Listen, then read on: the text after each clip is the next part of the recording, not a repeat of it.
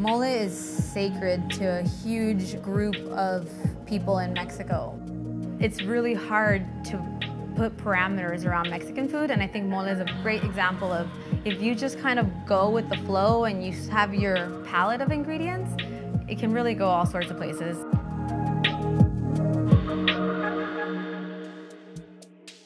Hi, my name is Claudette Zepeda. I fancy myself a little bit of a cultural anthropologist of Mexican cuisine. Today we're gonna work on mole. You'll see some recipes that have 60 ingredients. I really don't understand why people are super proud of having really long, tiring recipes. Mole can be made in a household within 20-30 minutes if you keep it simple and you focus on the flavor and not the complexity of it. It stops being a mole when you don't have seeds and chilies and spices. We have chile pasilla, chile ancho, and chile guajillo. Mole is one of those recipes that also some people say that it came from the Spanish, but in fact, it is a pre-Columbian sauce. There's really no recipe if you follow some guidelines of the ingredient start. What did Mexico have?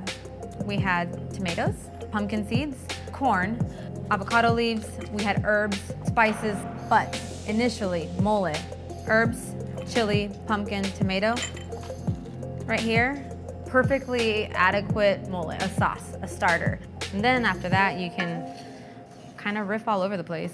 We're gonna toast sesame seeds and the chili seeds. One of my favorite moles is chichilo negro, or recado negro from the Yucatan. They literally put a box outside in the middle of the jungle and torch it. They light it on fire, it's this giant metal box, all the ingredients get basically incinerated right before it turns to gray ash, and they stop it and they blend that with sour orange vinegars, and it is one of the coolest pre-Hispanic Mayan chili pastes that there is in our cuisine. It's pretty cool. You can't do it indoors because it will be like pepper spray bomb in your house. So that has toasted. Add the spices. You have your cloves, peppercorns, oregano, star anise, thyme, and cinnamon. We're gonna drop a few chilies in my oil. And from here, we're gonna go ahead and fry up raisins, almonds, pumpkin seeds, and peanuts. From its inception to where it is now and to the different regions, just in Oaxaca to Puebla, I've never had the same mole taste the same. I've had one woman make a chichilo that tastes beautiful with all these different notes. I've had another woman make a chichilo, the same mole, and have it taste drastically different. You know, there's a little joke that it's like, how much do you add? Well, until the ancestors whisper in your ear, yeah, mija. This is called a Spanish peanut or a red skin peanut in most stores. This is the only peanut we use in Mexico. The original Chinese peanut is what we grow all over Mexico, in Oaxaca specifically, in the coast. There's fields and fields of peanuts growing. This oil is going to be more flavorful as I add every single ingredient because it's absorbing the previous ingredients' flavors. I always try to figure out what our food would have been like without different ethnicities coming through our country, the different migration periods, the slave trade, colonialization, all that stuff. If we were to make a salsa, take the onions and garlic out, it is bland. Our food was enhanced so much by the addition of these ingredients that landed on our soil. We really made the best of it.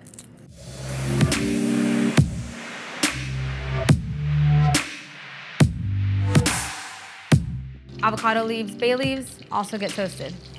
Imagine this is like a Lego set and this piece doesn't fit with this piece, it's okay. There's more than one way to get to the end result of a mole.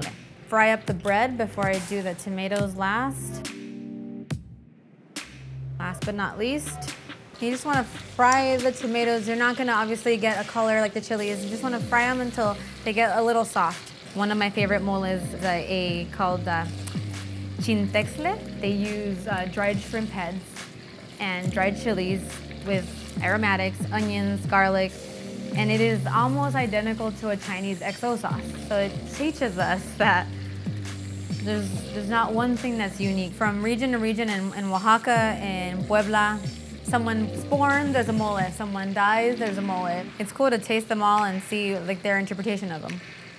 In European families, you have your crest with your last name. For the moles and families, it's the same thing. Every family has their mole, and it's incredibly personal. And I'll teach it to my daughter, and then she'll change it when she gets to her kids, and that's, again, how you move cuisines forward. Everything's fried up, toasted, ready to go. You first want to start with making sure you grind all of your spices. And the good thing about moles, it's something that can kind of outlive you. You can make a mole base and continue to feed it. And the more you feed it, the more flavor, the more complexity that develops. And then you have, you know, what I call a perpetual mole, a mother mole that you can leave in your inheritance to your family. So we're gonna go ahead and pour this into a fine mesh strainer. That is that. Once it's strained, it's kind of looks like marble. We're gonna just cook this down. So here we're gonna use Oaxacan chocolate. So we know mole was before the conquest. We know mole was initially a sauce that was being made with indigenous cultures in the Aztecs, Zapotecs, the Olmecs. As religious kind of crusades went through Mexico, they brought gifts, if you would, the ingredients, the addition of onions, garlic, chocolate. Chocolate was obviously being consumed in Mexico, but it was not being consumed sweet. It evolved by mere necessity. What they had available and what they could consume regularly. As humans evolve, so does our food. So I'm gonna add a little bit of salt.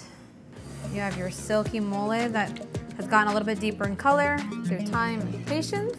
It goes right now from like this terracotta red to completely brown to almost black just through time. I'm just gonna show one really easy way to eat mole. So here, we're gonna just chef it up with tortilla. We're gonna put this right in the middle.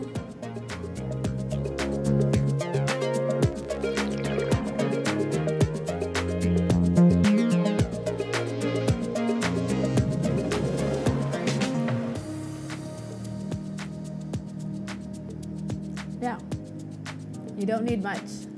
Simple things are meant to stay simple. And it's just a sauce on a tortilla. So there's like beauty in both. The complexity of it and the simplicity of the end result. I want this to be something that people stop being afraid of, and the folklore that it has to be 100 ingredients. I don't subscribe to that.